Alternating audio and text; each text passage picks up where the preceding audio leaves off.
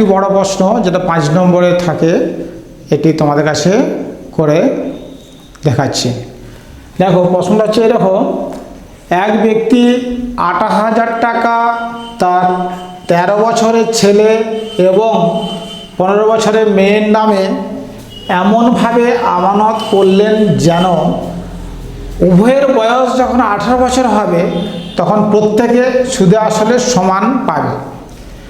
যদি বার্ষিক সুদের হার 10% হয় তবে কার জন্য কত টাকা রাখবেন? এটা হয় বাস্তবে। তো এইরকম এই অঙ্কটি রয়েছে। তো 28,000 টাকা তিনি পেয়েছেন, এক ছেলে এবং এক মেয়ের নামে জমা দেবেন। ছেলের বয়স 13 বছর আর মেয়ের বয়স 15 বছর। যখন তারা 18 বছর হবে তখন প্রত্যেকে সুদে এবং আসলে যা পাবে সেই পাওয়াটা সমান সমান হবে।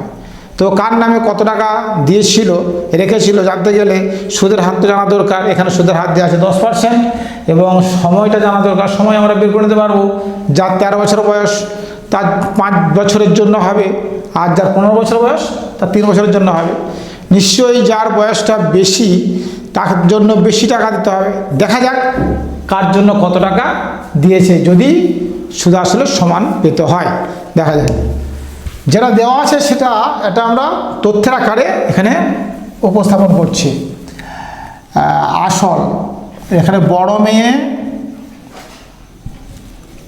মেয়ে বা শুধু মেয়ে লিখতে পারো, আর ছেলে, ছোট ছেলে বা ছেলে। আমি যদি মেয়েই বলি, শুধু মেয়ে লিখলাম, মেয়ে এবং ছেলে। আসল পি টাকা, এখানে ধরি বড় মেয়ের জন্য X টাকা আর ছেলের জন্য হবে তাহলে কত? মোট যদি 28,000 টাকা হয় তাহলে 28,000 মাইনাস X টাকা হবে।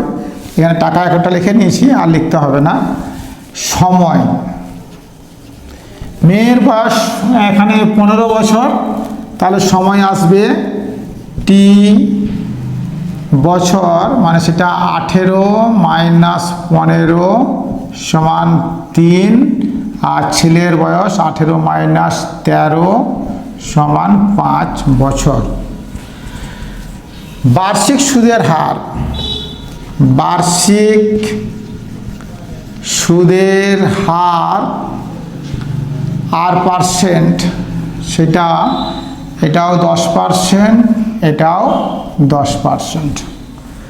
তো এবার আমরা মোট সুদ বের করতে জানি আমরা, যেহেতু পি টাকার আর পার্সেন্ট হারে টি বছরে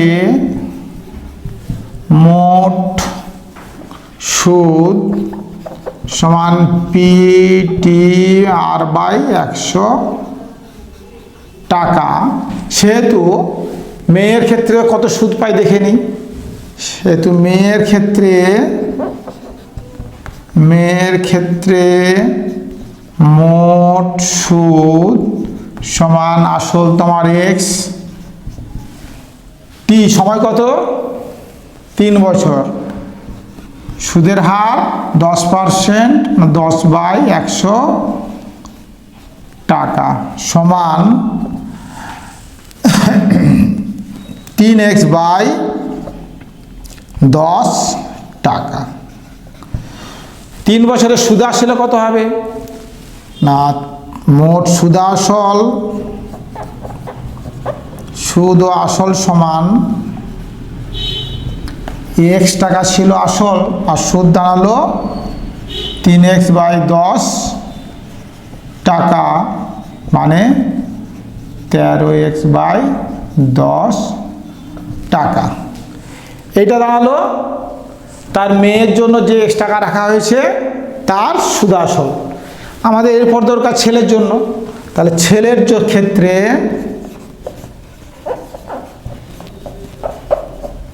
ক্ষেত্রে মোট সুদ সমান, ছেলের আসল হচ্ছে 28,000 মাইনাস X গুণিত সময় ছেলের 5 বছর, সুদের হার 10%, 10/100 টাকা। শূন্য কাটতে পারি, তাহলে হচ্ছে আমাদের এরকম সমান 5/10। এটা কেটে আরো ছোট করলে করতে পারতাম 28,000 - x টাকা সমান 28,000 - x বাই 2 টাকা। 5/10 কেটে ছোট করে দিলাম। তাহলে ছোট ছেলের ক্ষেত্রে মোট সুদ পাচ্ছে, বা ছেলের ক্ষেত্রে মোট সুদ হচ্ছে 28,000 - x বাই 2 টাকা। তাহলে ছেলের ক্ষেত্রে মোট সুদাসল সমান, আসল ছিল 28,000 - x, আর সুদটা পেয়েছে 28,000 - x বাই 2 টাকা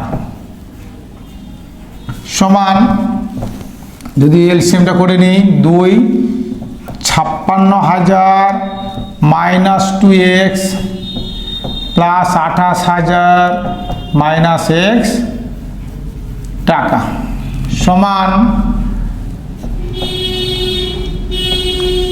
84,000 - 3x বাই 2 টাকা। তাহলে ছেলের জন্য 80,000 - 3x বাই 2 টাকা, আর মেয়ে পাচ্ছে 3x বাই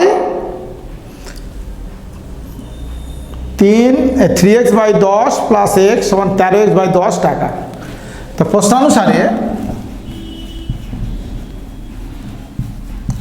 প্রশ্নানুসারে দুটো সমান সমান, তাহলে 13x বাই 10 সমান 84,000 - 3x বাই 2। তো এখান থেকে এটা কেটে যদি আমরা 5 করি, তাহলে কত দাঁড়ায়?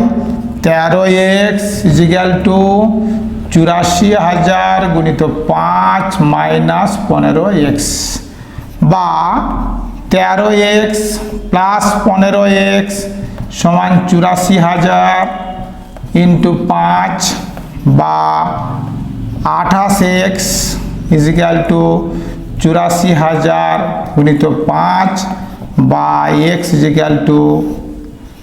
84,000 গুণিত 5 বাই 28। এবার কাটাকাটি করতে হবে। তো এটাকে কাটতে গেলে আমরা দেখতে পাচ্ছি 28 3 করলে 3-এ কাটলে কত হয়?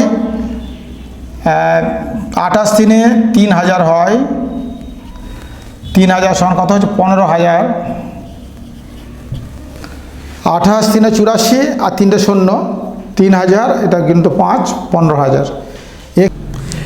x সমান 15,000 টাকা, মানে x ধরেছিলাম মেয়ের জন্য টাকা কত জমা দেওয়া হবে, তাহলে উত্তরটা দাঁড়াবে x এর 15,000 টাকা, আর ছেলের জন্য কত? 28,000 বিয়োগ 15,000 সমান 13,000 টাকা।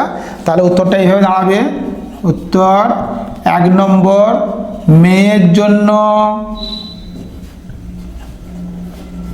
রাখতে হবে 15,000 টাকা, এবং ছেলের